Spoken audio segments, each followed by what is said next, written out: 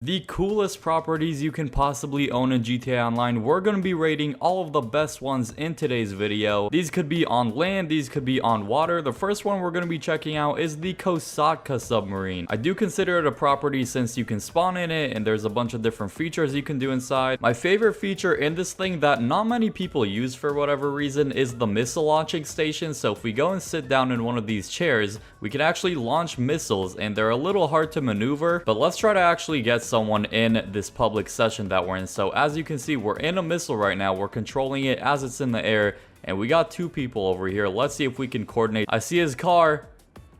Did we get him? Yes, we did. We actually destroyed his personal vehicle too. It's pretty much a remote controlled missile that you can control while it's in the air, and blowing random people up that they just don't see it coming whatsoever. It's actually a lot of fun. Plus the missile itself is actually off the radar. Another thing I love about this place is the fact that you can fast travel anywhere on the map, or actually I should say around the map. So if we press X or square on PlayStation, we can choose where we want to set the submarine to be at. So we can put it all the way at the top of the map in Procopio Beach, is that how you pronounce it? Or also at the very bottom of the map in Elysian Island or Vespucci Beach. You can actually switch into a scuba outfit if you want to by pressing right on the D-pad on that. You also have a storage place for the Sparrow helicopter. If you have that, it's a super useful helicopter. And down here, we also have a little submarine that we can go in and just explore the sea, I guess. Also, somewhere down there, there's a Mark II weapon workshop. So if you want to upgrade your Mark II weapons, you can do that too. And of course, this is also the home to the biggest heist in the entire game. So using this planning screen, you can actually start it up. The Kosatka is going to get a rating of 8 out of 10. The next property is the Yacht. Now, this is a lot more of a luxurious vibe, which I really like. Personally, if I had to pick between living on a yacht or a submarine,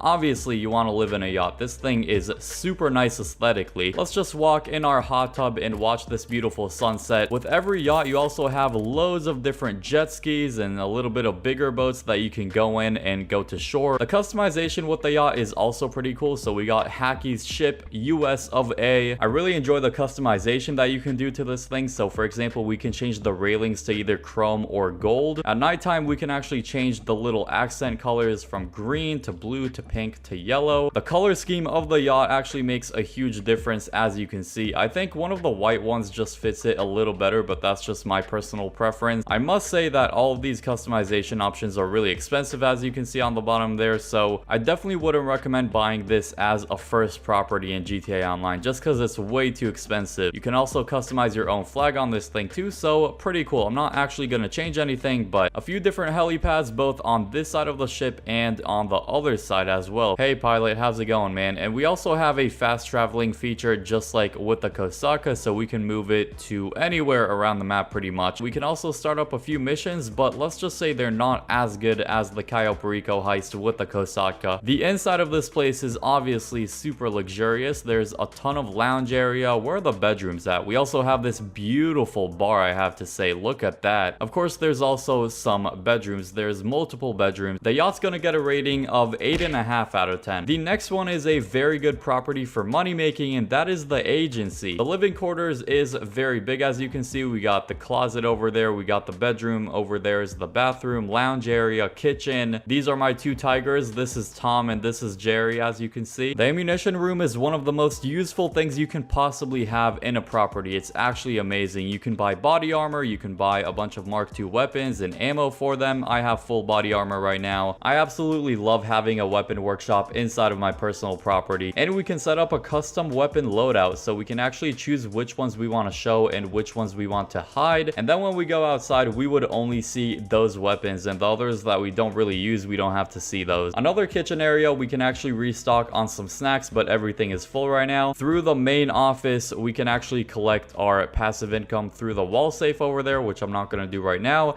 We can go on the computer and start the Dr. Dre contract or security contracts to make money. We have a telescope with a beautiful view. Most agencies have a great view. Doesn't matter if you don't have this exact one like me here. This zoom is actually pretty crazy, I'm not gonna lie. It's not the highest resolution in the world, but still. There is Franklin over there with his feet up doing absolutely nothing. There's Chop the dog. Then at the front desk, we have a couple of different services we can take advantage of. So we can exit via personal vehicle. So any personal vehicle we have in the agency garage, we can take it out like this.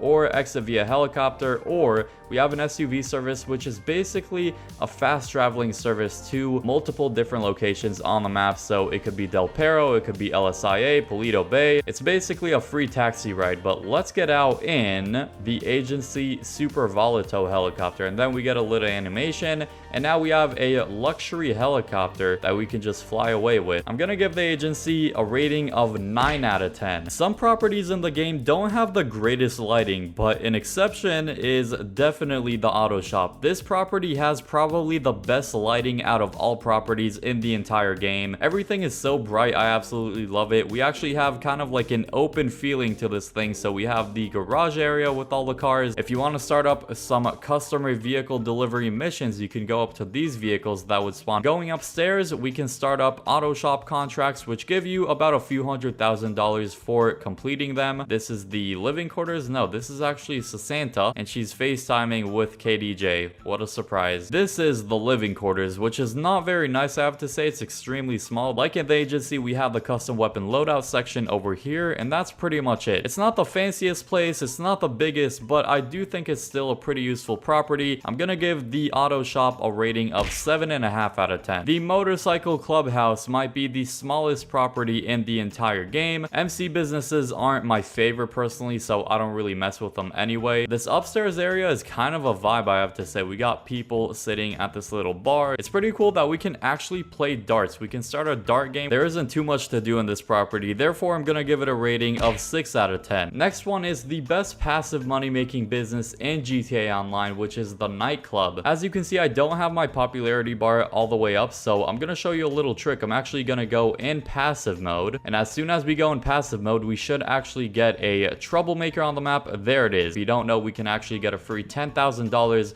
when we kick him out, and it's gonna fill up the popularity bar. So let's go ahead and press right D-pad on him, and just like that, we made a little bit of money, and we have full popularity now, which is gonna get us generating $50,000 passively through the wall safe. Over here is the sleeping quarters with the closet, the bed, and everything. If you get tired of dancing, we have a super sick view of the whole place from here. This place also comes with 3 different 10-car garages, which is a lot, so it's really good for storing your cars as well. Definitely get your friends in here and have a good time. But overall, this property, I'm gonna give it a rating of 8 out of 10. Moving on to the arcade now, which is also a really unique one. It also has a safe that you can passively make money with. I got 60k right there. We also have the computer, which we can buy more games and stuff like that. And this is also the home for the Diamond Casino heist. So if we press right D-pad, we get secret access to a basement. As you can see, this is kind of spooky, not gonna lie, but this basement area is actually pretty cool. So for one thing, we have a weapon workshop that we love to see. We have the setup board for the Diamond Casino heist, and then this is the finale board right over here. The Diamond Casino heist definitely gives it a big boost in rating. I'm gonna give it a 7 out of 10. Moving on to the Tinsel Towers, we're gonna go into one of the penthouse suites. This is such an OG building. Everyone that was semi-rich back in the day would have an apartment in this building. This apartment is absolutely beautiful, and it's not anything too over the top or too crazy, but something about it just makes me really like it. This is the bedroom area, also very nice. If you want to take a trip down memory lane, you can go in this heist room and start up the original heists, like the Fleesa job, the prison break, the Pacific Standard job. All those can be started through here. I'm gonna give this place a rating of 7.5 out of 10. And of course, it comes with a 10-car garage with really good lighting in it. So overall, I'm gonna give the Eclipse Towers penthouse a rating of 7.5 out of 10. The next one is very close by, and it's actually a really similar looking building, but this is Tinsel Towers. It's not too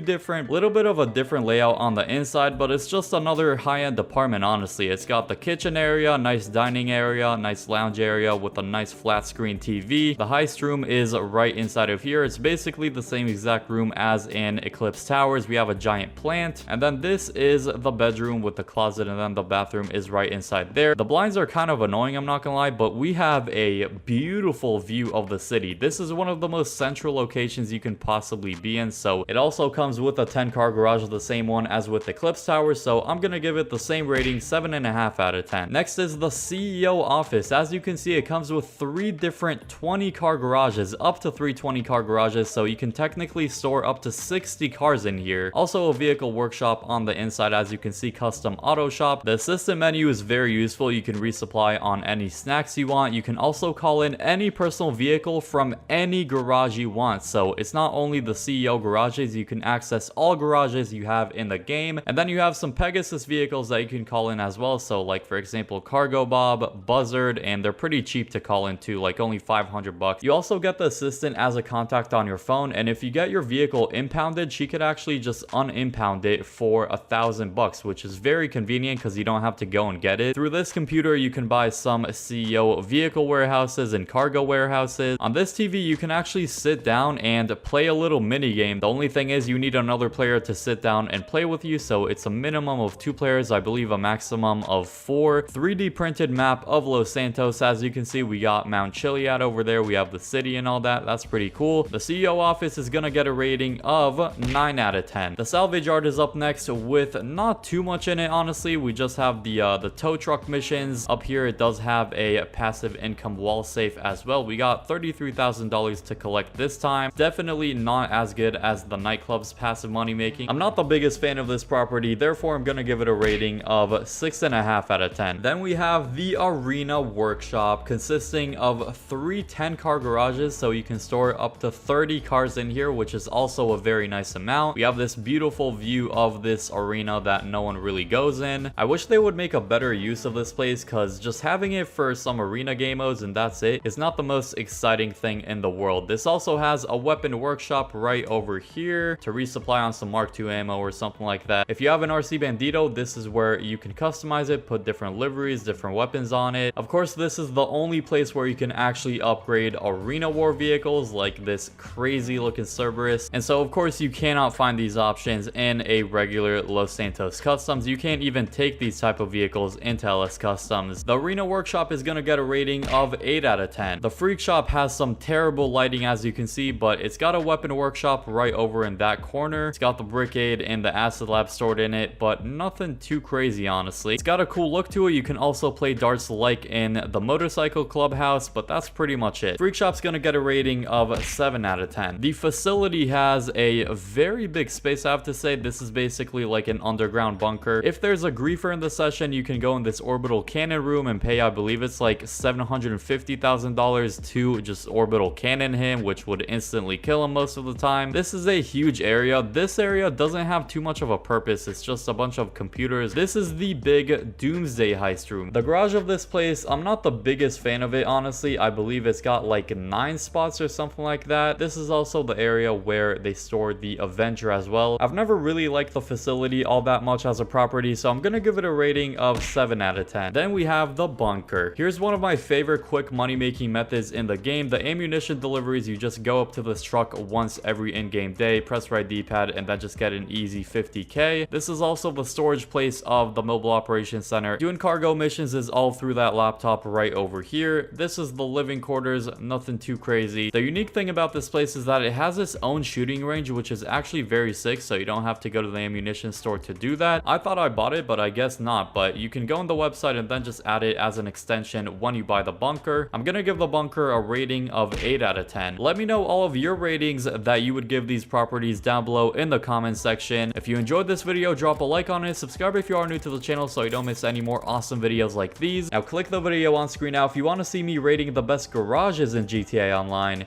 I hope you all enjoy that video, and peace.